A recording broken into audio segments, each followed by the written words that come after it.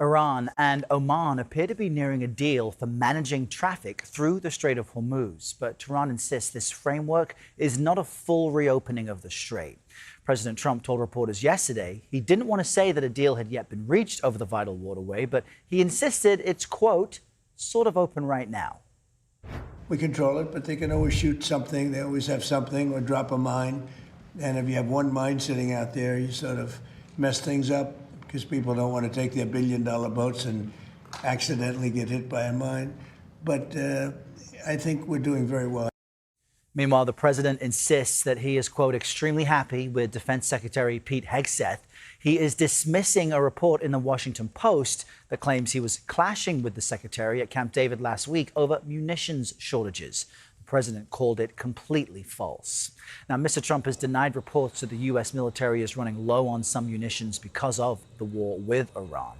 We're joined now by CBS News Middle East contributor Courtney Kealy with a bit of analysis on this. Good morning, Courtney.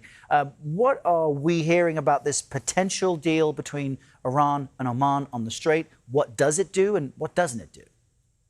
Well, what it doesn't do yet is there's no formal signing agreement. So we've heard from U.S. officials, including Secretary of State Marco Rubio, who indicated to CBS News this was a very positive step. But this is the basic bare bones deal between Iran and Oman, neighbors across the strait. And what they're really confirming is they're going to agree that ships come through the Iranian channel and then out of the Strait of Hormuz through the Omani channel. So that has to be laid down before any negotiations can move as sort of a building block about how to open this and get shipping lanes open and get those commercial ships through.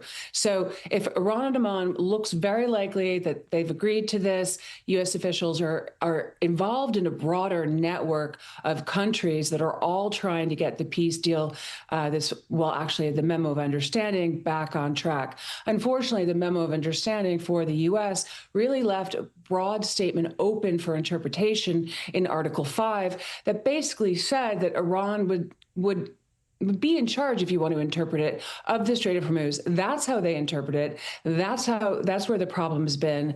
And the U.S. doesn't think that. So if Oman and Iran can get this, then the U.S. can work with other countries like the Pakistanis and Qatar, which they have a good relationship with President Trump does have a good relationship with, and then build on that to get some sort of agreement of ceasefires, of no conflict in the Strait of Hormuz to open it back up successfully. But it's very different than the start of the war, where this wasn't an issue. And now Iran uses it as leverage and they use it as strategy to keep the U.S. on the back foot. What's interesting, Courtney, is some Republican senators have noted the MOU as being problematic. In fact, speaking with CBS News national security analyst Aaron McClain on his School of War podcast, Senator Ted Cruz blasted it. Let's listen. The MOU was a disaster. It was a terrible deal. The MOU contemplated a number of things, including lifting sanctions immediately and allowing billions of dollars to flow into Iran, including giving Iran a permanent role with the Strait of Hormuz and the potential to have permanent revenue from charging fees or tolls for traveling the Strait of Hormuz. What do you make of that assessment? And also note the larger complexity of Houthi rebels who support Iran threatening another waterway. So the problem was with Iran, and now if you kind of take the drone view or the bird's eye view and you look across the map and look at the other countries, so many are involved. Not only Ted Cruz is saying this is a disaster, but so many are because it was written so hastily and the language was unclear, which in diplomacy, you don't want to leave these kind of open windows for Iran or other countries to say this is what it actually means. So that's where the problem is. Maybe it was a rush. The Houthis are involved. It's regional conflict right now. And yes, according to some people, they're saying it's a disaster.